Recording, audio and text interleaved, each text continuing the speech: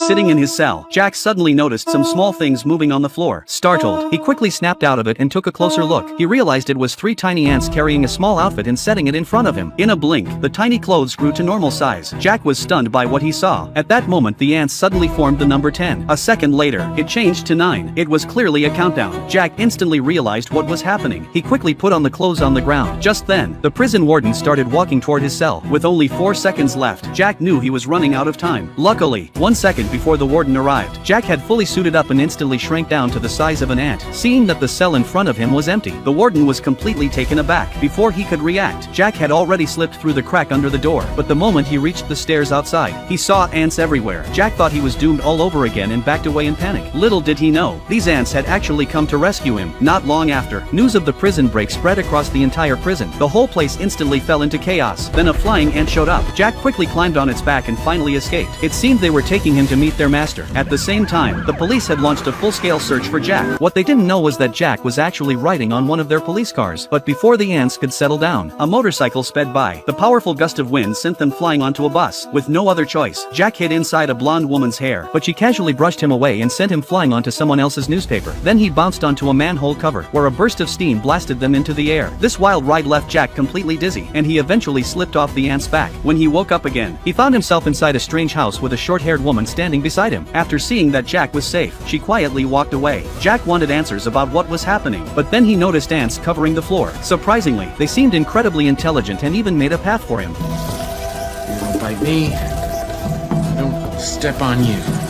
As he walked out of the room, he met the world's greatest scientist, Pym. Every one of these ants was his pet. It turned out that 40 years earlier, Pym had invented a formula capable of changing the distance between atoms. That breakthrough allowed him to create the Ant-Man suit. But Pym soon realized how dangerous the technology could be. If it ever fell into the wrong hands, the consequences would be unimaginable. So he decided to leave his job and hide the technology in his home. What he never expected was that before he left, his student Darren had already copied the formula. Using the technology, Darren developed the Yellow Jacket suit and planned to sell it to the weapons organization Hydra. If the deal went through, Hydra would gain an almost unstoppable army of Yellow Jackets, and the entire world could face total destruction. That was why Pym had found Jack. He needed his help to steal back the Yellow Jacket suit and destroy the program to save the world. Of course, Pym wasn't asking for help for free. After everything was over, he promised to erase Jack's criminal record and reward him with a fortune. Hearing that, Jack accepted without hesitation. But before the mission could begin, he first had to become a real Ant-Man. At first, Jack thought it would be easy, but once the training started, he couldn't even make it through a keyhole.